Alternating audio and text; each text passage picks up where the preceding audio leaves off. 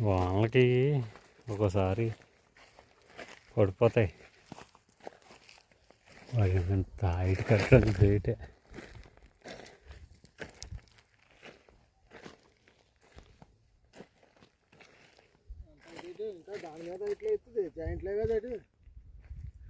జాయింట్లే balance మోపు